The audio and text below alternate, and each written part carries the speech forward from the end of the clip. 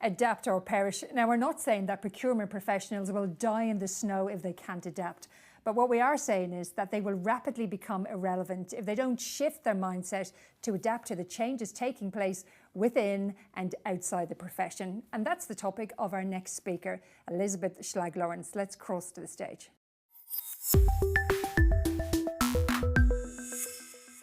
You know, we've spent a lot of time in procurement talking about content, what we can do, what we're experts at, why we're an expert at it, how many years we've done this category, and why we're best at it, right?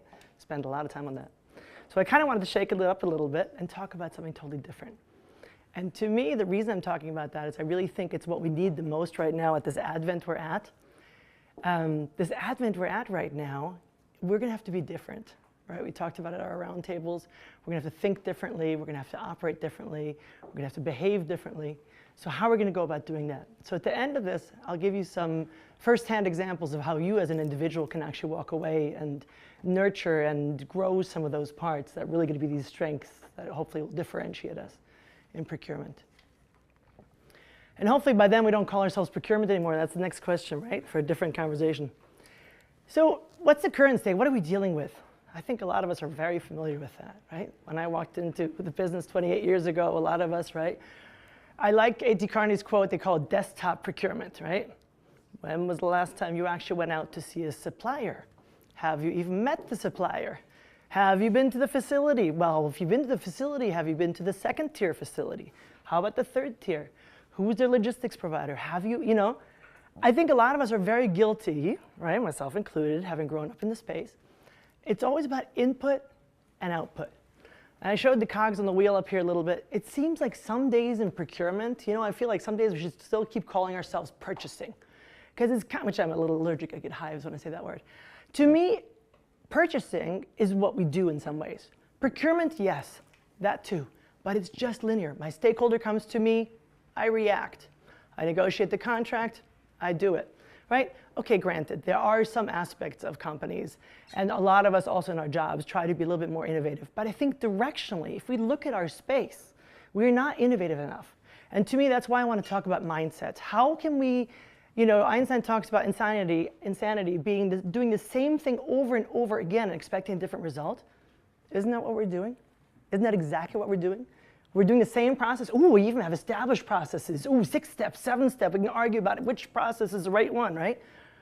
Isn't that doing the same thing? And all you're doing is applying that again over and over. So to me, no wonder our stakeholders often don't know our worth. How can they know our value? Today we were talking about, maybe now we call ourselves, I don't know, the partner of choice. We can call it whatever we want to.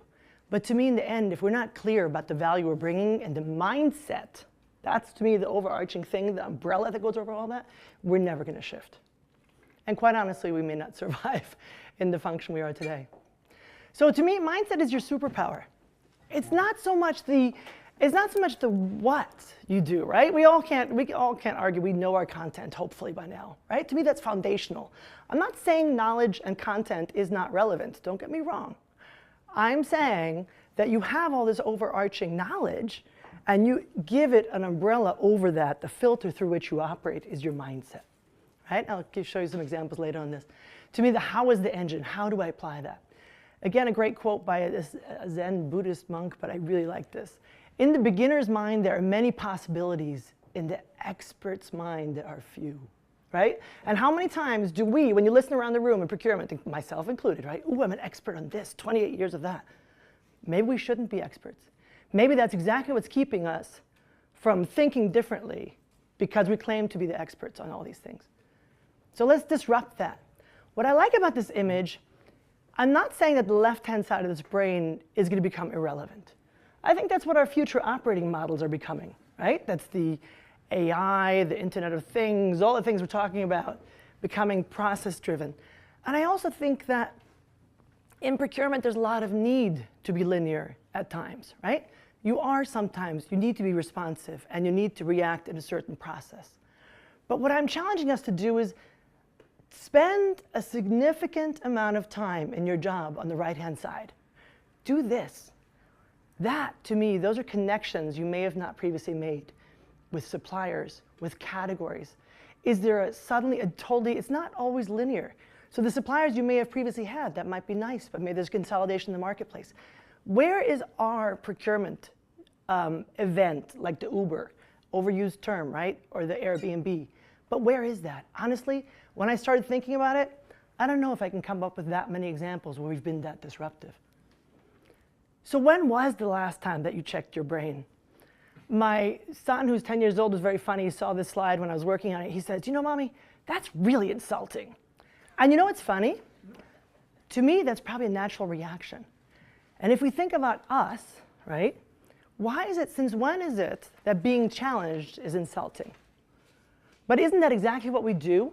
When we go see those stakeholders and we tell them, well, maybe you haven't been buying it the right way, dude, right? That maybe at that moment, those challenges that we bring to them is challenging somebody. Yes, we need to do it in a better tone. We need to do it the right way. We need to do it according to the right culture. But I do think that we need to check the way we're thinking. So some early examples that I've come across, but honestly, I would welcome everybody to give me more input on where they see things happening, because you know, there's some great things going on. There's a really cool commodity trading opportunity going on right now, and in an Amazon space, actually, they're trading chemicals and other commodities and categories in an Amazon-like environment.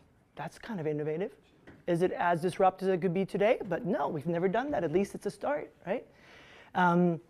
Putting the generalists in the business, right? I just recently had somebody stolen in my previous company. He was amazing in marketing, and they wanted him desperately to sit in marketing. Be my guest. How fantastic is that, right? Infiltrate the organization, right? Become part of their mindset that they don't even notice anymore that you're procurement. That's really your superpower. And you know, a lot of stuff in contingent labor going on, and we talked about this earlier in category management. I really think that category management is reinventing itself and is no longer just a linear commodity approach to buying, but it's really becoming a strategic approach to going off to categories and translating your mindset to the business.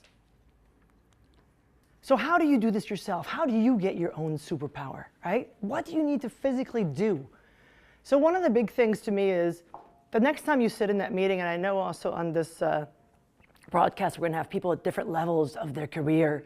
And to me, the next time you sit in that session, you know, challenge yourself that you actually ask around the room, listen to what's going on, and then say, okay, what are we really trying to achieve here, right? So many times we have these granular conversations and get caught up about the category, but what's the bigger picture? Go to those 30,000 feet.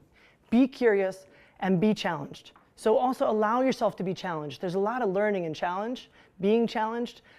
Get that mindset that you want to grow, that you're not always the expert in the room. Secondly, insatiable growth, I call it. To me, I love that one because it's like, you know, the lid pops off, like on that image before, where you want to always grow, you want to innovate, you want to learn. Go to industry events, yes. But at those industry events, hook up with people that you end up finding interesting, but also people that you find upsetting, right? So find that person that you're like, wow, why does he think that way? That's kind of, you know, take that challenge. And I call them informational interviews. Dude, I grew up with that. The best way you learn is by patterning from people who do it best. They may only have a niche, but ask those people for their input. And then I think there's a lot of power in finding and being a mentor. Get yourself a great mentor, but also be a great mentor, because you can challenge yourself and your own limiting beliefs, right, is what people call it. Your limiting beliefs are what's holding you back. And those limiting beliefs many times can be disrupted in these kind of conversations. And last but not least, on insatiable growth, not always a popular topic in procurement, but learn from your suppliers. I think a lot of us in our careers probably had most of their learnings. For me, I would say a large amount of my learnings comes from my suppliers. Firsthand, sitting with them teaching me in the trenches, and then also listen to them where they think your gaps are. What are your weak spots? They will tell you. And if anybody knows them, they know them best, right? Sharpen your toolkit, a bit of a personal passion of mine. I think all of us should spend time in personal development. I think there's, you know, if you Google NLP, for those of you who like to get into these kind of topics, you know, neuro-linguistic programming, why is it that we say when I sign that contract, or if I sign that contract? You should be saying when I sign that contract, right? We talked about it earlier, language, right? Shift your language. There are a lot of behavioral things that we should really train and become more ingrained on a daily basis. And last but not least, evangelize. We need to become more of these kind of people that go out and find familiar people that are in the same thinking, but also different thinking, but then go out and spread the word. And I put a helmet on this one because evangelizing doesn't always make friends. You know, sometimes evangelizing means a few people hit you over the head, right? And you get back up. So that's why I think that's an important one. And don't underestimate how much in my team, I call it petting the fur, how much you need to end up petting the fur. Go around, make sure everybody's good, and then kind of disrupt a little bit, but go around and make sure everybody's good again. It's really important to find that balance.